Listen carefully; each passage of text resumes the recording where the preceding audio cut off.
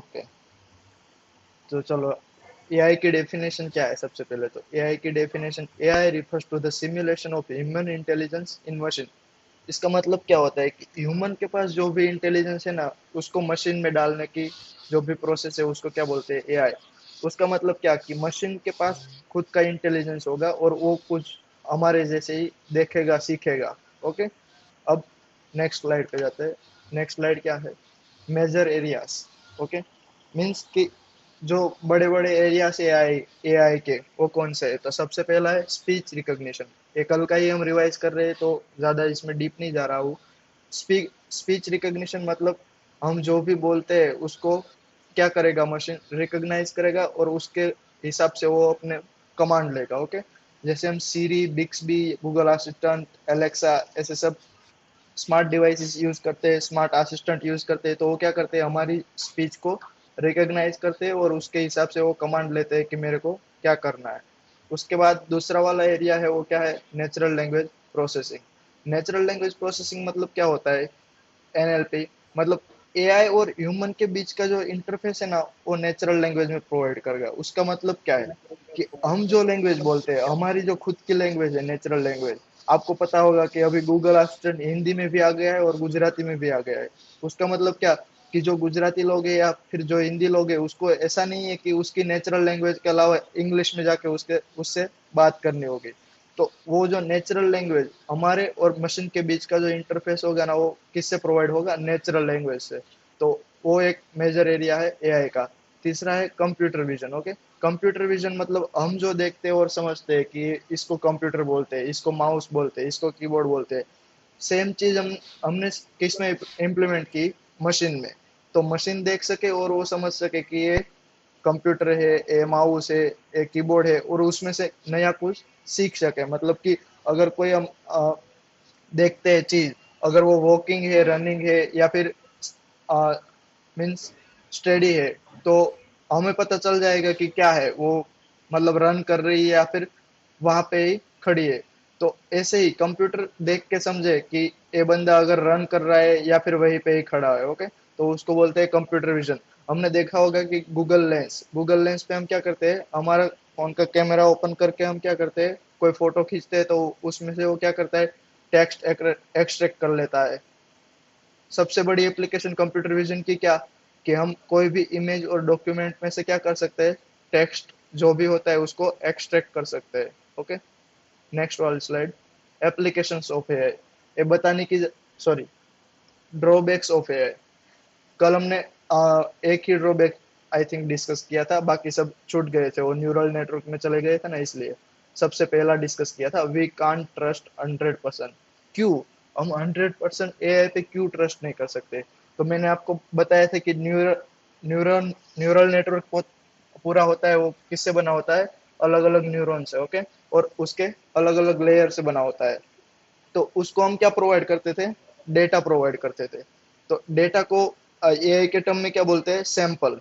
और पूरी दुनिया क्या है? यूनिवर्स। ओके, तो हमने क्या दिया है एआई मॉडल को?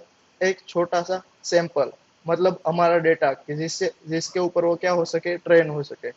अब चलो, हमारा एआई मॉडल था, वो उस डेटा पे ऊपर ट्रेन हो गया, लेकिन यूनिवर्स का कोई रिस्ट्रिक्शन नहीं है, वहां पे डेटा कभी भी चेंज हो सकता है। तो हमने जिस डेटा पे मॉडल को ट्रेन किया था एआई का, वो कुछ और डेटा पे मतलब वो हुआ है, मॉडल ट्रेन हुआ है। ओके, और अब यूनिवर्स में कुछ चेंज आया और डेटा चेंज हो गया। ओके, पहले ऐसा था, मानो कि फॉर एग्जांपल एक एग्जांपल लेते हैं हम, कि पहले अगर कभी भी बारिश होने वाली हो, तो इतना इतना टेम्परेचर हो जाता था, तो हम प्रेडिक्ट कर सकते थे कि 2 घंटे बाद बारिश होगी। ओके, तो हमने उस डेटा पे हमारा मॉडल ट्रेन कर दिया, लेकिन जैसे जैसे ग्लोबल वार्मिंग और वो सब अफेक्ट करने लगा, तो इस टेम्परेचर और वो डेटा पे क्या हुआ? चेंज हुआ। तो तब हम उस मॉडल का यूज करके हम वेदर प्रेडिक्ट नहीं कर पाएंगे। तो इसलिए बोला है कि वी कान ट्रस्ट 100%। उसके बाद वाला है एआई ह्यूमन इंटरफेस। एआई और ह्यूमन के बीच में जो इंटरफेस है ना, वो इतना ज्यादा अभी स्मूथली नहीं है। मतलब कोई भी मानो कि कोई भी लड़का होगा, वो एआई मॉडल ट्रेन नहीं कर सकेगा। अगर फर्स्ट ईयर वाले बंदे को बोल दिया कि भाई तू एआई मॉडल ट्रेन कर दे, तो वो नहीं कर पाएगा। फोर्थ ईयर वालों को बोला कि जिसको नॉलेज है थोड़ा ये है का उसको बोला तो वो कर पाएगा, लेकिन सब लोग एआई मॉडल ट्रेन नहीं कर पाते। तीसरी बात है हार्डवेयर। एआई कम एआई बहुत ज्यादा क्या लेता है, कंप्यूटेशनल पावर। मतलब एआई अगर मॉडल ट्रेन करना है, अगर फॉर एग्जांपल हम कोई डेटा सेट लेते हैं 1 और 2 GB का डेटा सेट ट्रेन करवाना है, तो वो कई सारे आवर्स ले लेगा एआई मॉडल ट्रेन होने में। तो वो कंप्यूटेशनल पावर के लिए क्या चाहिए हमें, अच्छा हार्डवेयर, और अच्छा हार्डवेयर हर किसी के पास नहीं होता, तो ये एक ड्रॉबैक है। तीसरा इस लास्ट वाला है सिक्योरिटी। सिक्योरिटी मतलब अगर एआई समझने लगा, सोचने लगा कि कैसे हमें ये चीजें कर सकता हो, तो हमें पता है कि अभी हमारे इंसानों में भी हैकर होते हैं, वो क्या करते हैं, सिक्योरिटी ब्रीच करते हैं। ओके, तो अगर एआई भी ऐसा सीख गया तो सिक्योरिटी पे बहुत ही बड़ा मसला हो सकता है। उसके बाद ये एप्लीकेशन। एप्लीकेशन तो सबको पता है, smart assistant, smart self driving car, smart lens. Gaming में बहुत बड़ा एआई का हाथ होता है। पबजी खेला हो तो बोट बोट देखे ना, वो एआई के ही होते हैं। नेक्स्ट वाला है search types in AI. Okay, सबसे पहला स्टेट स्पेस सर्च। उसका फॉर्मेट क्या है, सबसे पहला starting symbol, action part, result part and cost part. Okay, उसमें दो टाइप है, uniform uninform and inform. Uninform मतलब उसको डोमेन नॉलेज नहीं है, उसके पास कुछ भी डोमेन नॉलेज नहीं है। एक मिनट,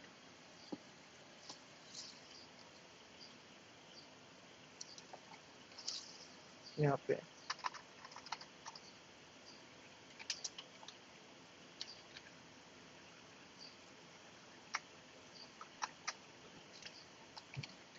જય દ્રવિડ ભંડારીને એક્સેપ્ટ કરી દેતો. एक गोटी मिनट। हाँ गोटी हाँ, थोड़ा भंडारी ने ऐड कर दे तो। करो। આવી ગયા આવી ગયા. ओके ओके, अनइनफॉर्म सर्च मतलब कि उसके पास कोई भी डोमेन नॉलेज नहीं है, मतलब वहां पे उसको पता नहीं होगा कि मेरे को कैसे सर्च करना है, किस चीज के ऊपर सर्च करना है, मैं कैसे आगे बढ़ूंगा, एक सर्च के बाद मैं क्या करूंगा। और इन्फॉर्म में क्या होता है कि उसको डोमेन नॉलेज पूरा प्रोवाइडेड रहता है कि तेरे को ये करना है, इसके बाद ये चीज करनी है, वो सब प्रोवाइड रहता है इन्फॉर्म में। यूनिफॉर्म अनइन्फॉर्म में क्या होता है, गाइडेड फंक्शन कोई अवेलेबल नहीं होता। कल हमने जैसे एग्जांपल लिया है, अगर कोई बंदा सूरत आता है और उस वो कामरेज पे उतर जाता है, अगर उसको सूरत का कुछ भी मालूम ही नहीं है, तो वो क्या गिना जाएगा, अनइनफॉर्म। अगर वो सूरत का ही बंदा है तो क्या होगा, इन्फॉर्म सर। मतलब अनइनफॉर्म मतलब उसको कुछ पता नहीं है, कामरेज से कतारगम जाने के लिए कौन से रूट पे जाना है, कैसे जाना है, क्या उसको कौन सा व्हीकल लेके जाना है, वो कुछ उसे पता नहीं है। उसका मतलब भाड़ा क्या हो रहा है, वो कुछ उसके मालूम नहीं है। तो गाइडेड फंक्शन कोई भी अवेलेबल नहीं है। अगर वो सूरत का ही बंदा है तो उसको पता है कि भाई मैं बेरटेस में बैठ के कहाँ कतरगाम तक पहुंच सकता हूँ, मतलब गाइडेड फंक्शन वहां पे अवेलेबल हो गए। अगर ऐसी प्रोसेस है कि मेरे को कुछ नहीं पता, तो वो क्या लेगा, ज्यादा टाइम कंज्यूम करेगा, इसलिए टाइम कंज्यूमिंग है। और ये क्विक है, ये मोर कॉम्प्लेक्स होगा। मतलब मेरे को पता नहीं है तो ऑब्वियसली मेरे को थोड़ा पूछना पड़ेगा, थोड़ा उसका नॉलेज गेन करना पड़ेगा, बाद में मैं कुछ कर सकता हूँ। तो ये क्या होगा, कॉम्प्लेक्स होगा, और ये लेस कॉम्प्लेक्स होगा। उसके एग्जांपल दिए डीएफएस और बीएफएस और उसका ए स्टार एल्गोरिदम। उसके बाद है दूसरा दूसरा सर्च टेक्निक क्या है, प्रॉब्लम रिडक्शन सर्च। अब उसमें क्या लिखा है, प्रॉब्लम इज डिकम्पोज इनटू सब प्रॉब्लम लाइक डायनेमिक प्रोग्रामिंग। मतलब जो बड़ा प्रॉब्लम है उसका होगा, उसको क्या करेंगे, हम सब प्रॉब्लम में डिवाइड करेंगे, और उस सब प्रॉब्लम को फर्दर छोटे छोटे सब प्रॉब्लम में डिवाइड करेंगे, और उस छोटे छोटे सब प्रॉब्लम का क्या करेंगे, हम सॉल्यूशन फाइंड करेंगे, और उसको ऊपर वाले में उससे ऊपर वाला मेन प्रॉब्लम हम सॉल्व करेंगे। यहाँ पे क्या लिखा है, cost function plays major role to decide particular solution is most optimized और नॉट।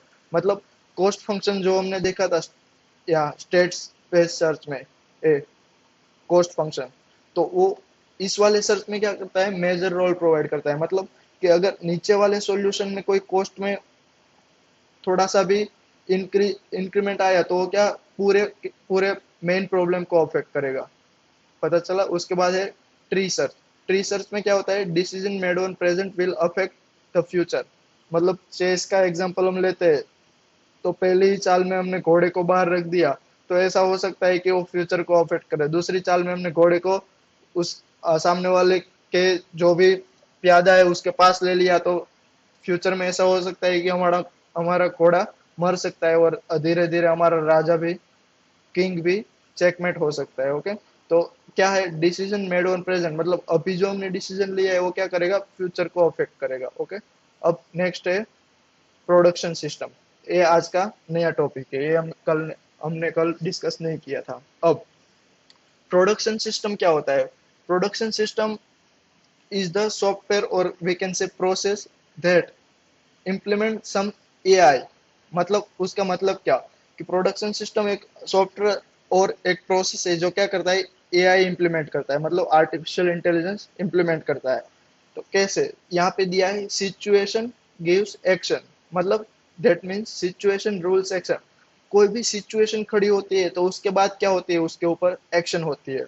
ओके, सिचुएशन को डेफिनेशन क्या दी है, applicability of, sorry, applicability of rule, मतलब कोई भी रूल उसके ऊपर अप्लाई होगा। ओके, और एक्शन का मतलब क्या होता है, operation to be perform if the rule is applied.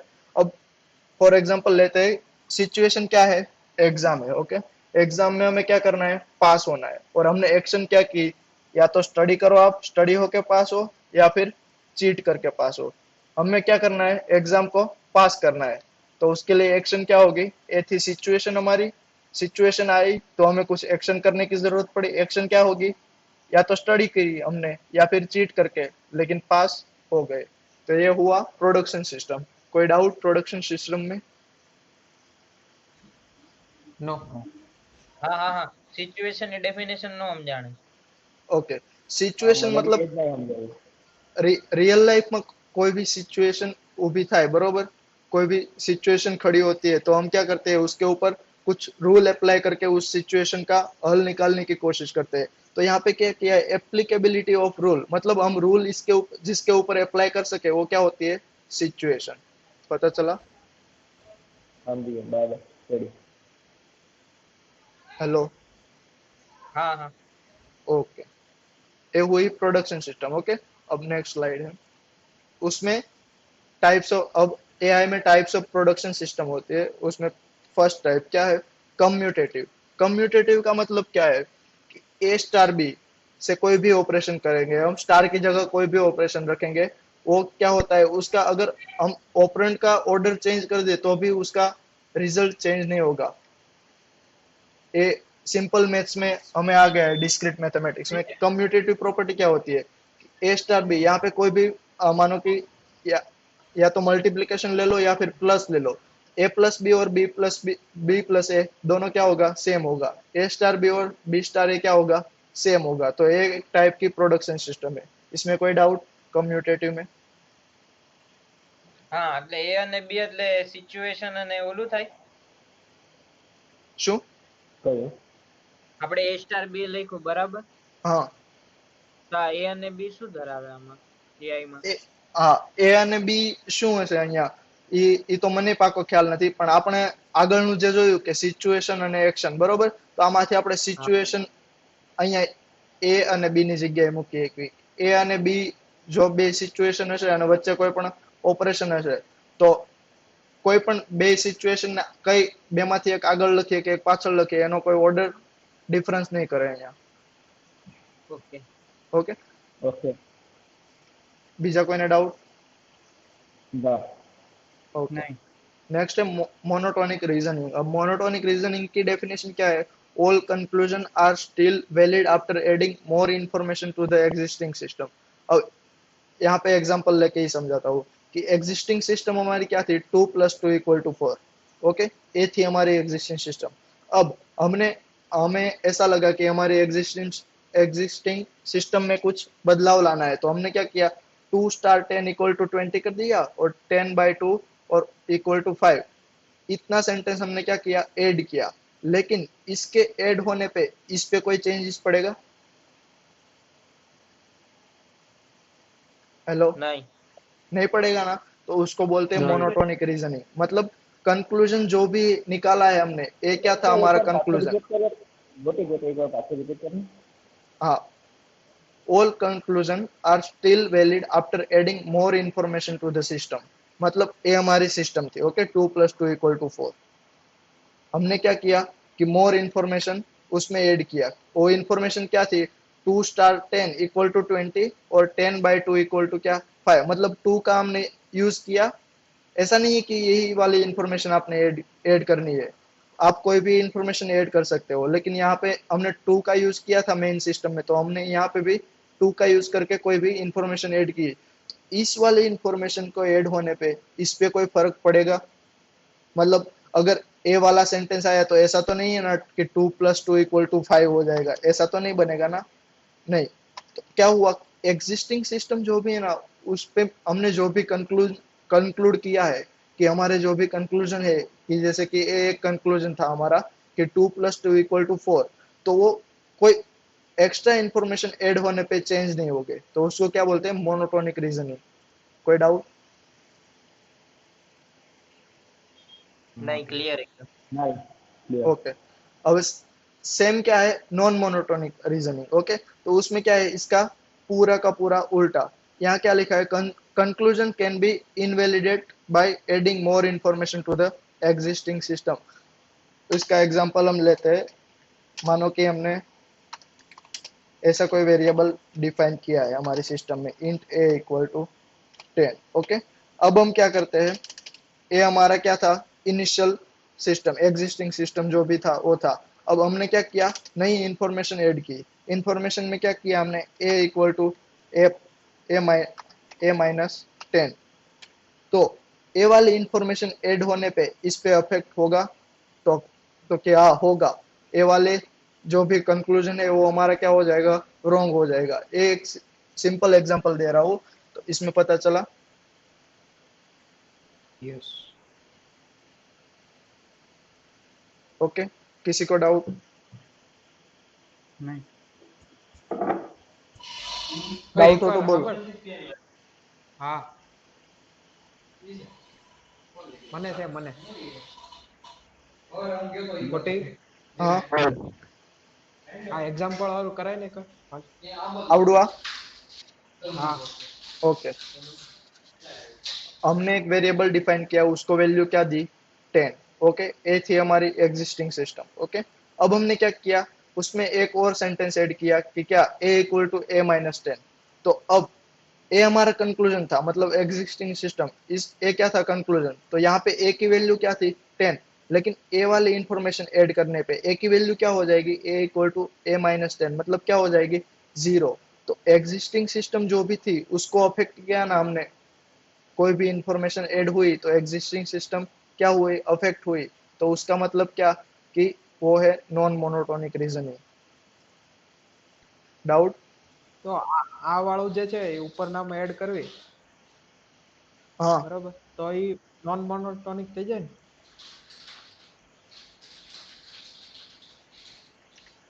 શું કહે છે તે ખબર નહીં પડી. ऐसे અખિલ હા આવી રીતે 2 + 2 = 4, બરોબર? તે એક એવું નથી કેતો ઇન્ફોર્મેશન, એવું તો નથી એ બરાબર 10 ત્યાં જે 2 + 2 છે ને ત્યાં એ બોલ બોલ, બરાબર 10 લઈ લેવી નોન મોનોટોનિક થઈ જાય કે ન થઈ જાય એમ કહું क्या થઈ અહીંયા, જાય હા અહીંયા? થઈ જાય ના નહીં ત્યાં નહીં ત્યાં બે સેન્ટેન્સ હોય હું તને એમ કહું છું 2 + 2 = 4 અને હજી એક એડ કરી દે a = 10 હા હા તો પછી હા, આર્યું તો જે તો પછી તું આ ઇન્ફોર્મેશન એડ કર ને, એ એડ કર તો નોન નોન મોનોટોનિક થઈ જાય।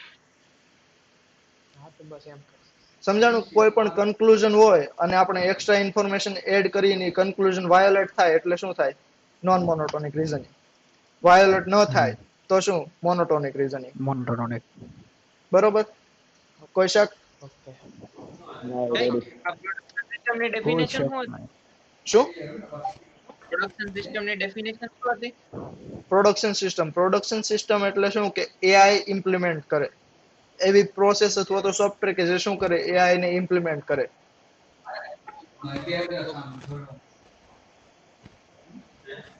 હવે આ ટેબल છે, इसमें क्या दिया है, monotonic, non monotonic, partially commutative और नॉन पार्शियली।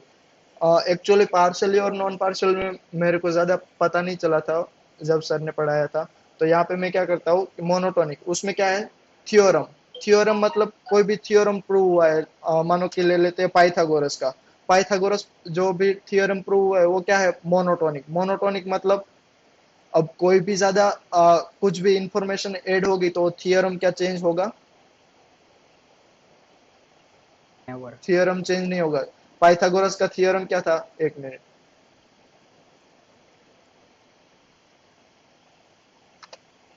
सी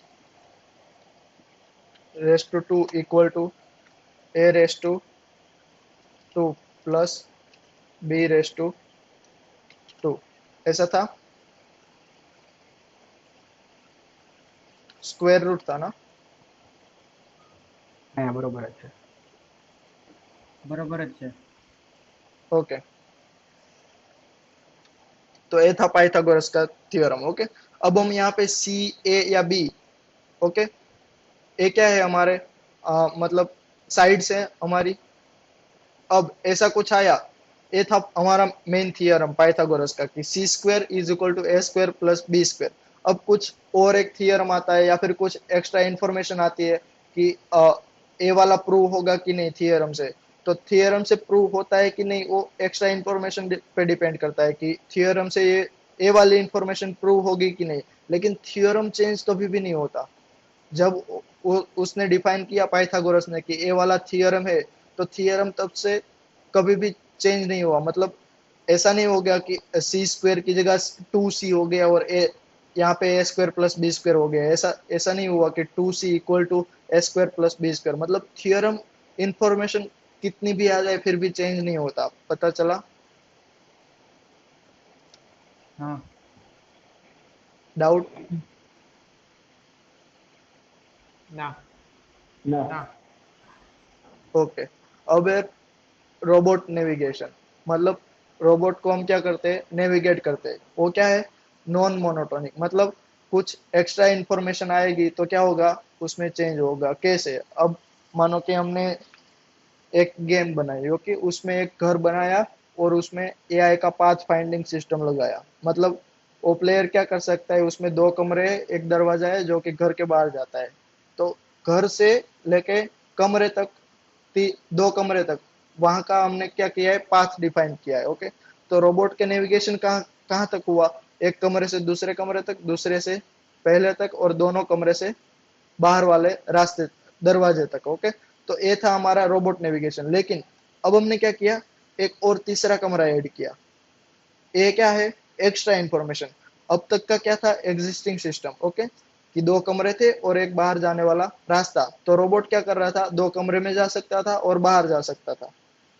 वो नेविगेट कर रहा था वहां से। नेविगेशन मतलब पाथ फाइंडिंग। ओके, अब क्या किया हमने, एक और कमरा ऐड किया। तो वहां पे क्या होता है कि रोबोट को पता नहीं चला गया कि तीसरे वाले कमरे में जाना है कि नहीं। तो हमें क्या करना पड़ेगा, तीसरा वाला कमरा आया हमारी एग्जिस्टिंग सिस्टम में, तो हमें क्या करना पड़ा कि नेविगेशन पाथ फाइंडिंग सिस्टम जो भी हमने बनाया था उसको क्या करना पड़ा, इम्प्रूव करना पड़ा, या फिर उसमें अफेक्ट किया कि पुरानी वाली सिस्टम थी वो अब क्या हो जा रही है, हमारे नए नेविगेशन में काम नहीं कर रही। तो रोबोट नेविगेशन मतलब क्या हुआ, non monotonic. Doubt or not? No. No no. Okay,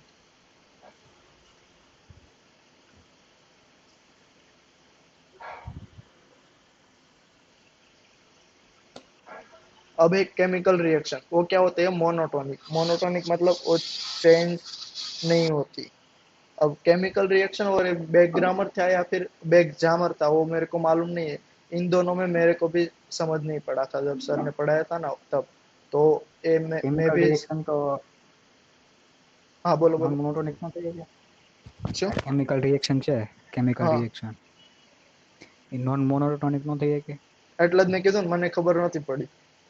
એ સરને પૂછવાનો છે ડાઉટ, આ નોન પાર્શિયલ કમ્યુટેટિવ અને કેમિકલ ને બેક જામર હતો તો ગ્રામર, એ શું હતું એ લખેલું નતું ઓકે દેખાતું. બરોબર? Okay okay okay.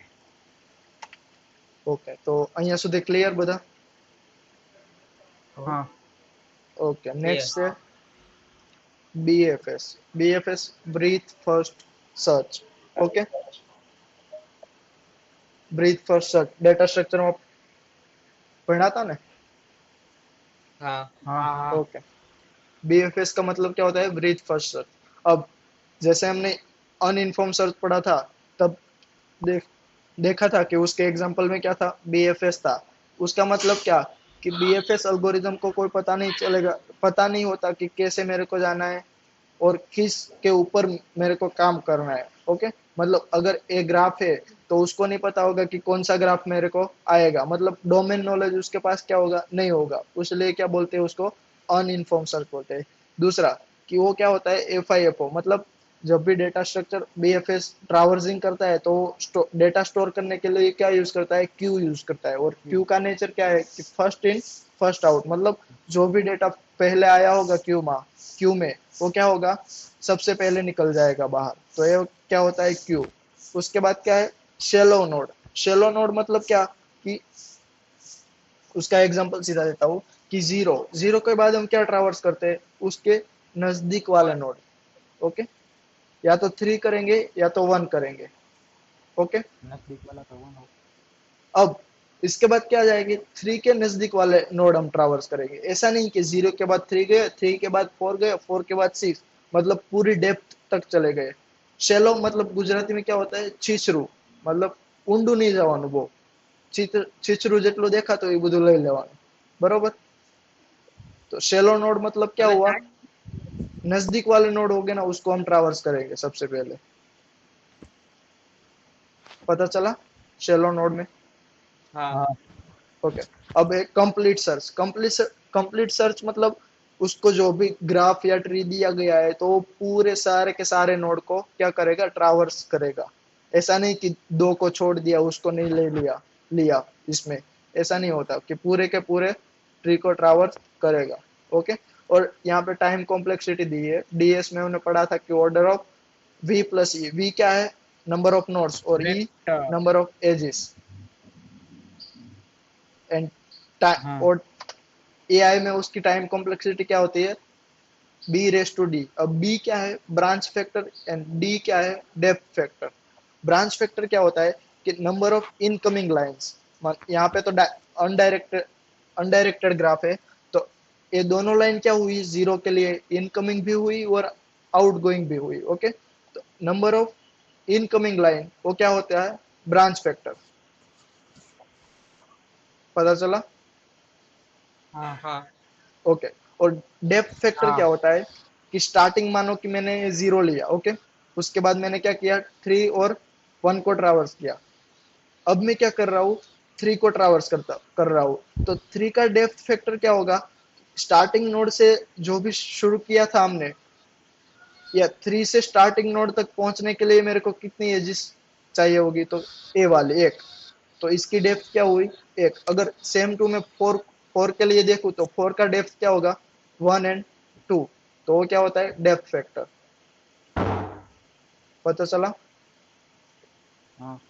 ओके, तो एआई में उसकी टाइम कॉम्प्लेक्सिटी क्या होती है, बी रेस टू डी, मतलब branch factor raise to depth factor.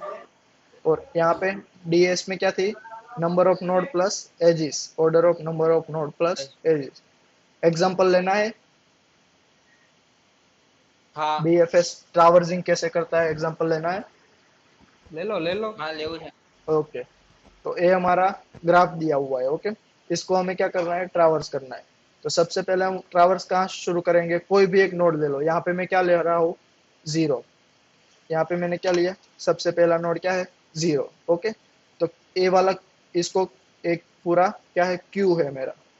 सबसे पहले क्या आया, जीरो आया। ओके, और यहाँ पे मैं लिख देता हूँ एक, जो भी हमारा फाइनल रिजल्ट होगा वो यहाँ पे आएगा। सबसे पहले मैंने क्या किया, जीरो को ट्रावर्स किया। अब मैं क्या देखूंगा, जीरो के शेलो नोड कौन से है, जीरो के शेलो नोड मतलब 3 उसके पास वाले नोड क्या, 3 और 1। 1 तो उसको मैं क्या करूंगा, यहाँ पे ऐड कर दूंगा 3 एंड 1। ओके, अब आपको एक क्वेश्चन होगा कि पहले 1 क्यों नहीं लिखा, तो आप ऐसे भी लिख सकते हैं कि 1 एंड 3। 3। ओके, कोई डिफरेंस नहीं है। ओके, तो यहाँ पे मैंने क्या लिखा, 3 और 1।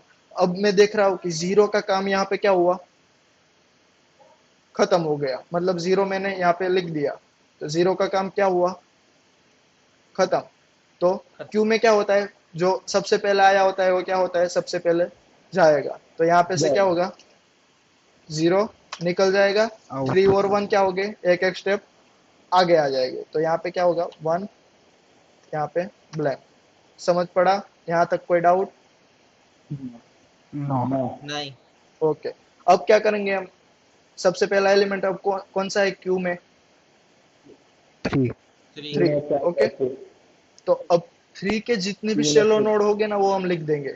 यहाँ पे क्या है, 4, 2 एंड 4 2 1 1। 1। 1 तो ओके, ऑलरेडी है। तो क्या करेंगे, 4, 2, 1 क्या है, ऑलरेडी हमारे क्यू में आ गया है। तो जब भी हम बीएफएस का एल्गोरिथम लिखते हैं तो हम क्या करते हैं, इसके पहले तो वो देखते हैं कि कितने नोड आ गए, कितने नोड शेलो नोड है और कौन से नोड क्यू में प्रेजेंट है। तो जितने भी नोड क्यू में प्रेजेंट है उसको ऐड नहीं करना है, तो यहाँ पे क्या आ गया, 4 और 2 आ गया। ओके, अब 3 का काम क्या हुआ, खत्म हो गया, तो पूरा 3 को यहाँ से निकालो और हमारे फाइनल आउटपुट में ऐड कर दो। ओके, यहाँ तक कोई डाउट? नहीं। ओके, अब क्या होगा, ये 1 4 2 वो क्या हो जाएगा, 1 1 स्टेप आगे आ जाएगा, 2, तो यहाँ पे ब्लैंक। अब सबसे पहला नोड कौन सा है क्यू में, 1। ओके, और 1 के शेलो नोड कौन से है, 0 3 2 6 एंड 5। लेकिन इसमें से 0 और 3 वो क्या हो गया है, हमारे रिजल्ट में आ गए हैं। ओके, 2 2 भी आ क्या गया। हुआ है, क्यू में आ गया है, तो बच्चे कौन से, 6 और 5। तो उसको क्या करेंगे, हम ऐड कर देंगे 6 एंड 5। ओके, अब 1 का काम खत्म हो गया, उसके सारे शेलो नोड अपेंड हो गए क्यू में, तो हम क्या कर सकते हैं, इसको यहाँ से निकाल के हमारे फाइनल आउटपुट में ऐड कर देते हैं। ओके, और ये सब क्या होगा, एक एक स्टेप आगे आ जाएगा। यहाँ तक कोई डाउट? नहीं। नहीं। ओके, अब सबसे पहला एलिमेंट कौन सा है, 4। 4 के शेल नोड कौन से है, 3 2 एंड 6। 3 यहाँ पे आ गया है, 2 क्यू में आ गया है, 6 यहाँ पे आ गया है, तो सारे एलिमेंट मतलब प्रोसेस हो चुके हैं। तो हम क्या कर सकते हैं, सिंपली 4 को यहाँ से निकाल के हमारे फाइनल आउटपुट में। ओके, और यहाँ पे क्या होगा, 2 6 एंड 5, यहाँ पे ब्लैंक, एक एक स्टेप आगे आ गया, मतलब जो भी फर्स्ट आया था वो पहले निकल जाएगा। अब क्या है, 2 के सेल नोड कौन से, 4 5 3 1, 4 5 3 1, सारे एलिमेंट प्रोसेस्ड हो चुके हैं, मतलब 2 का काम यहाँ पे निपटा सकते हैं हम। तो यहाँ पे क्या आ जाएगा, 6, खत्म। यहाँ पे 5 और यहाँ पे आंसर में 2। कोई डाउट यहाँ तक? नहीं। ओके, सेम टू सेम हम क्या कर सकते हैं, 6 और 5 को प्रोसेस कर सकते हैं, क्योंकि उसके भी सारे शेलो नोड क्या हो गए, प्रोसेस हो गए। तो यहाँ पे क्या लिख देते हैं, 6 एंड 5, और क्यू हमारा कर देते हैं हम एम्प्टी। तो ये हो गया एग्जांपल ऑफ बीएफएस। अब सेम टू सेम मेरे को, मैं 0 से स्टार्ट कर रहा हूँ। ओके, 0 से ही स्टार्ट किया, तो अगर मैं 1 से अब स्टार्ट कर रहा हूँ कि सबसे पहला नोड कौन सा मैं इंसर्ट करवा रहा हूँ, 1, तो यहाँ पे मैं 1 किया और 3 किया, ये मेरा इसका काम खत्म हो गया। तो मैं क्या कर सकता हूँ, इसको फाइनल आउटपुट में प्रोसेस। तो यहाँ पे क्या आएगा, सबसे पहले 0, अब 0 निकल गया, यहाँ पे क्या गया, 1, यहाँ पे 3, यहाँ पे ब्लैंक। अब 1 के नोड प्रोसेस करूंगा तो वहाँ वो कौन से है, 3 2 6 एंड 5। 3 ऑलरेडी आ गया है, तो कौन से है, 2 6 5, 2 6 एंड 5, सारे नोड एंटर हो गए, 1 का काम खत्म, 1 को निकाल के फाइनल आंसर में ऐड कर सकते हैं। ओके, अब यहाँ पे क्या आ जाएगा, 3 2 6 5। ओके, अब कौन सा नोड, थर्ड वाला, मतलब 3। 3 के शेलो नोड कौन से है, 1 2 एंड 4। 1 यहाँ पे आ गया है, 2 यहाँ पे आ गया है, तो हम कौन सा ऐड कर सकते हैं, 4। अब 3 का काम क्या हो गया, खत्म हो गया, तो उसको यहाँ पे ऐड कर दो, और एस को यहाँ पे 2, यहाँ पे 6, यहाँ पे 5, एक एक स्टेप आगे ले लो, मतलब फर्स्ट वाला एलिमेंट निकाल दो। अब क्या है, 2 के शेलो नोड कौन से, 4 5 3 एंड 1। 1 एंड 3 यहाँ पे आ गया, 4 एंड 5 यहाँ पे आ गया, मतलब उसको सिंपली हम निकाल के फाइनल आउटपुट में ऐड कर सकते हैं। ओके, तो यहाँ पे क्या हो जाएगा 6, यहाँ पे 5, यहाँ पे 4 बैक। ओके, अब सेम टू सेम ये तीनों एलिमेंट के लिए क्या हो रहा है, 6 के सारे नोड प्रोसेस हो गए, 5 के प्रोसेस हो गए, 4 के भी प्रोसेस हो गए। सिंपली हम लिख सकते हैं कि 6, 5 एंड 4। ओके, मतलब एक ही ग्राफ के कितने सारे बीएफएस ट्रावर्सल मिल सकते हैं हमें, ऐसा नहीं कि सिंगल ही होगा। ओके, तो ये होता है बीएफएस, मतलब ब्रीथ फर्स्ट सर्च। यहाँ तक कोई डाउट? हाँ, ओके। नहीं